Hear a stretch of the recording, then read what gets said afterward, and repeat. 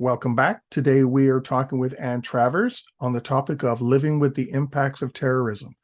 Now, I said at the end of segment one, you're not going to want to miss this segment. Ann is going to share a very personal story, and I'm going to do my best not to say anything. And I'm handing the microphone over to you to share your story. Thanks, Alex. Well, I suppose as I said earlier on, I was born in Belfast in 1969 on the 1st of May. Um, just shortly around about the time actually the Troubles started. In fact, my dad used to joke with me and say that it was all my fault, that I was the one who started the Troubles, that I was always a bit of trouble.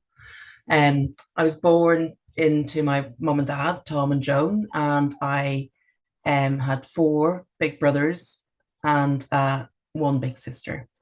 So my eldest brother Tom, and then came Mary, Martin, Paul, Hugh, and myself. And I suppose I enjoyed the benefits of being the youngest of a large family. I had plenty of people who wanted to play with me, but especially my sister Mary, who was 8 years older than me. And when I was born, my mum would say that they were so delighted to have a little baby girl. They say, "Oh, great, a sister for Mary." And then as life progressed after Mary was killed, my mum would say, "But there's no sister now for Anne." The IRA made sure that Anne didn't have a sister. So the my childhood was really quite lovely, even though I was growing up in Belfast, and bombs and killings and murder was going on all around me, and bricks on the road, and cars burnt out, and it was just buildings blowing up. But that was just normal to me. And when I was 14, um, on Mary graduated as a teacher in July, a primary school teacher in July at 1983, and she got her very first teaching job in a primary school in Andersonstown called Holy Child, and she was teaching primary three boys, so they would be about age 7. It was a Catholic primary school because we were Catholics, we brought up Catholic, and they would be making their first Holy Communion in that year in primary three, which is one of their sacraments. And on the 8th of April, 1984, um, my I went to an early mass. It was Sunday. It was a lovely spring day. It was absolutely beautiful day. Um, I had spoken with Mary the previous night about some sociology homework that I had to have done. She said that she would help me with when she came back in the afternoon. She had something to do over in the school in the afternoon. Actually, the little boys would be making their first confessions in preparation for the first Holy Communions, and she'd help me with the sociology homework. So on the morning of the 8th of April, I saw Mary walking down our corridor. We lived in a bungalow, and she was just outside the bathroom, and she's wearing this lovely red flowery dressing gown that I think Dad had brought back from one of his trips over to London when he was a solicitor. Um, and she said good morning to me, and I sort of grunted a bit at her because I was sort of thought, oh no, I'm going to do the sociology homework now. I was 14, a teenager, not really kind of in the mood for doing anything. And that was the last time, though, that I ever spoke to Mary. It was the last time I ever saw her alive. So I often wish that I could go back in time and say to her at that moment, Mary, I absolutely love you. You are the best big sister that I could ever hope for. You are my protector. You are just all things wonderful. And I'm going to hop back a little bit from that day just to tell you a little bit about Mary. So that you understand just what a huge loss her murder was to society, really, not just to us. Mary was very musically gifted.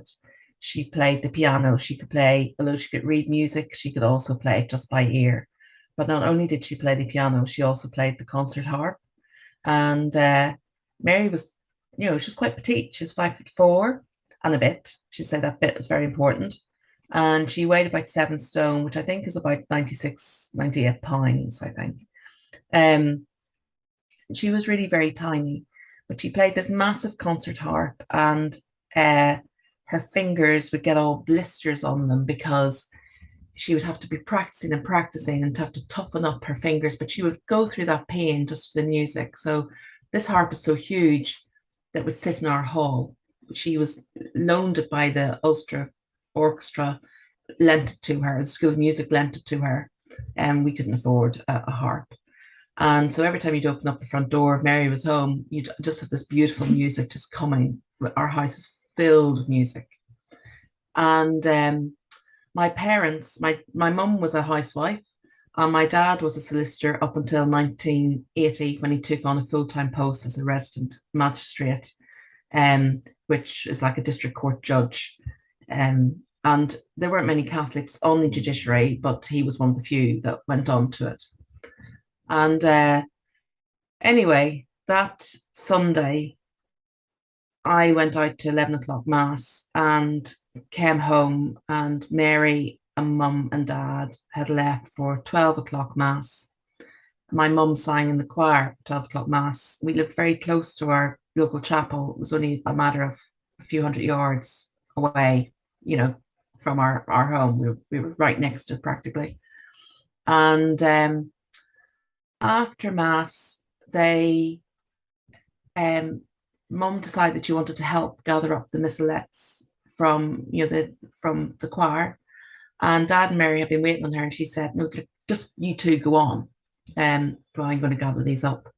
So dad and Mary began walking home, and they stopped in the car park to chat to a friend and colleague of my dad's who was in his car with his wife, and my mum caught up with them and put her arms around them both, and then they sort of jostled a little bit, and dad said, oh no, I want Mary to walk beside me, and mum said, no, I want Mary to walk beside me, and they were just giggling and laughing, and Mary walked in between them, and they were chatting about, Mary was chatting about what hymns she was going to be singing or playing, and the boys were going to be singing that afternoon. And mum and dad were so proud of Mary, absolutely so proud of her. And they were about a couple of hundred yards from our house, and mum had just said to Mary, or said to my dad, doesn't Mary look lovely today? And Mary lifted up the collar of her blouse. It was a new blouse that she'd bought for herself, and said, Mum, do you like it?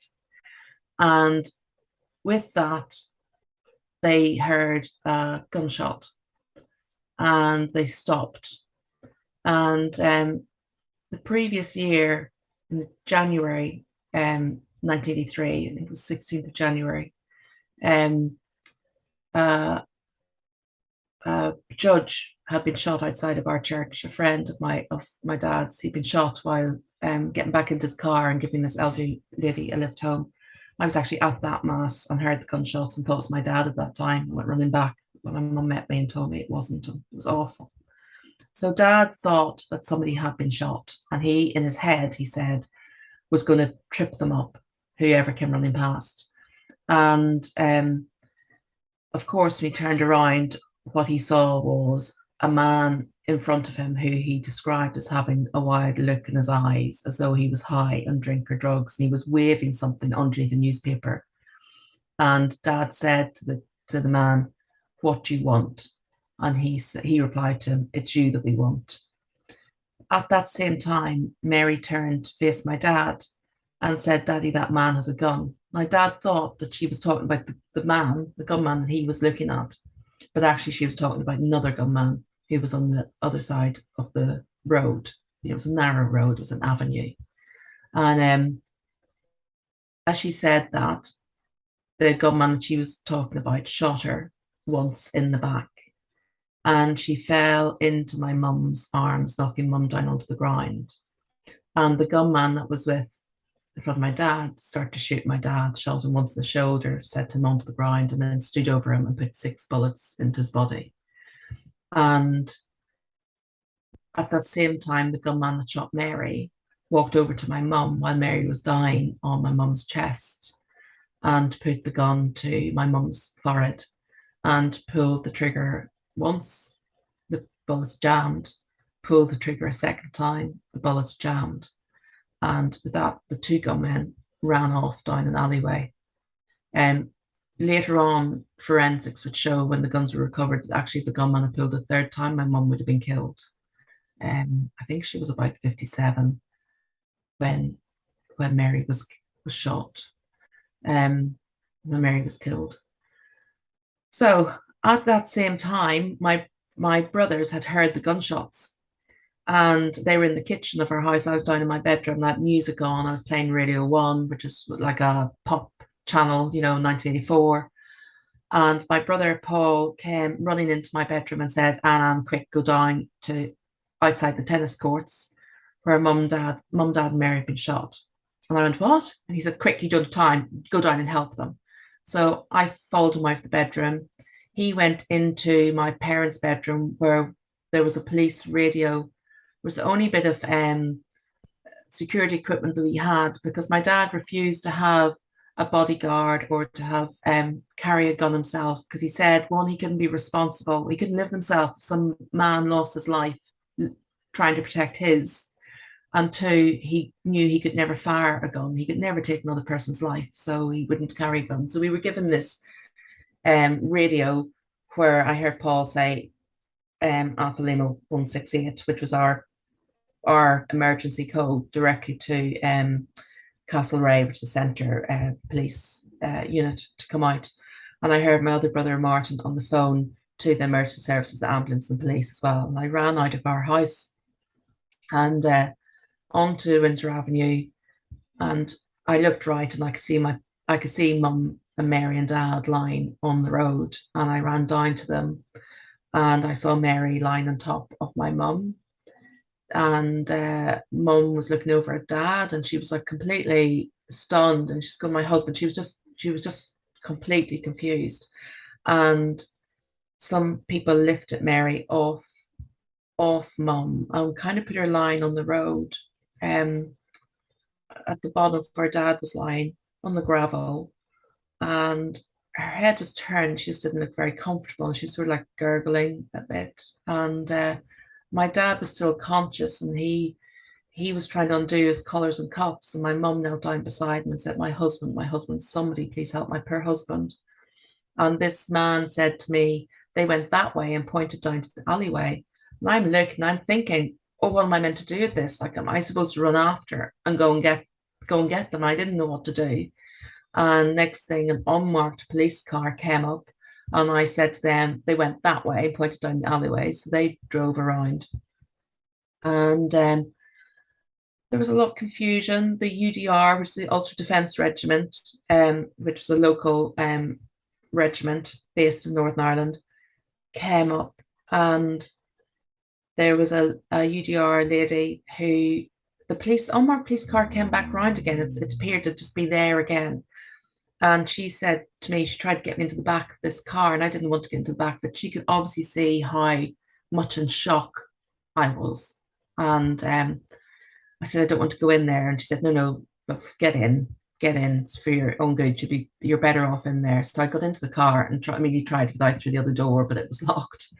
And I was waiting, and I sort of felt like I was being arrested. Obviously, I wasn't. She was obviously trying to protect me, but it was I really didn't want to be in that car.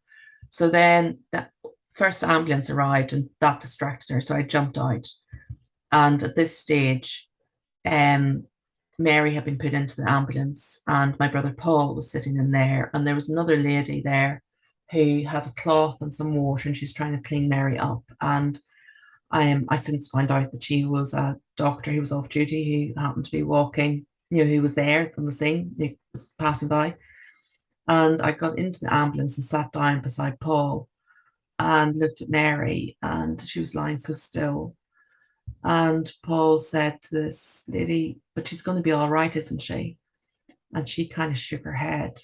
And I just stumbled out of that ambulance and went back up to our house. And there I phoned a friend of mine who was only 14 herself, 15 actually, and I told her that my mum, dad, and Mary had been shot. Um, so after that, with the funeral, we had, it was like a huge funeral. I had my classmates all came over. Not all of them, some of them. One girl in particular who I was very friendly with told me that she couldn't come to it because she lived in a very Republican area and her family would be threatened if she came to it. And yet she was one of my closest friends at that time. Mary's little primary three boys, these 7-year-old little boys, all came to it. They'd been waiting for their teacher to arrive at St. Agnes's Church that afternoon, that she was shot, and she had to be told their teacher wasn't coming and why. And they all loved her so much. And some of those boys still keep in contact with me. They kept in contact with my mum for a long time before she passed away in 2017, and now they keep in contact with me. And it was just a very surreal experience. My parents had to go into witness protection because there was a lady arrested close to the scene with the guns and wigs on her. They'd been passed to her by the two gunmen, and she had to be. She was she was up on charges of murder for Mary's murder and the attempted murder of my father. And then my dad identified a man that he shot it, that he believed shot him, a guy called Joseph Hockey, who is since deceased. Um, but while we were waiting for this trial to come up, mum and dad had to go into witness protection. I was sent to boarding school in Portstewart in County Derry. It's a beautiful place by the sea, but unfortunately the school just looked a bit like cold. It's sitting up on a on the hill, and I was quite unhappy there. Nothing to do with the school itself, but I was obviously, really still very traumatized. I was sent there 7 months after this, after what had happened, after losing Mary. And so I remember looking out through the windows some days, and I think was being punished for something that I hadn't done. Seeing people out playing, I wasn't free to go where I wanted to go anymore. I had to be driven to school. When I was going there, I had to be driven in an armored, unmarked police car because there's a threat of kidnap towards me. And actually, I was only there a few months when the phone call came into school saying, "Get Anne Travers out now if you want her to walk out alive." I was 15 years of age, and I was lifted out from my history class and brought down to the principal's office and told this. And I went into hysterics. And it was the deputy principal who was there, who was a nun. And she said to me, "Why are you getting so upset?" And I just went into, and I said, "Because my sister was only just killed, 8 months ago or whatever." And it was just awful. And I had to wait for a female police officer and a male police officer to come from Coleraine Police REC station, which was the next town, to bring me into there, where I had to sit and wait until female officer and a male officer came down from Belfast to bring me up home. Um, and mum came home as well for a week, but we weren't allowed to leave the house for a week. And then I was sent back to school as though like nothing had ever happened. But it always remained with me, that fear. Anyway, with the court case, Joseph Hockey was acquitted because of how the identity had been done, how my dad had identified him. The process wasn't right. And Mary McCardle was found guilty, and she was sentenced to life imprisonment, but was released under the Good Friday Agreement. And when she was sentenced, she waved and cheered to all of her family in the gallery. So there was no remorse there from her. And yeah, and that was it. And I just went on then to live my life, I suppose. And then, I didn't realize, I suppose in those days we didn't have counseling and things like you would have now whenever you have terror events happen around the world, where there's counseling and support. We didn't have that in Northern Ireland. You lost a loved one and you were expected to go back to work within a few days, or as in my case, to go back to school and just get on with life. There was somebody else who was killed the following day. There were more funerals. It just kept on going on and on and on and on. And yeah, and I got married whenever I was 21 and moved over to England then, where we lived for about 5 years before moving back to Ireland, where we settled just outside of Dublin. And I have 5 children now. You're all grown up. But yeah, so that's where I am at the moment, and which led me into doing what I'll do.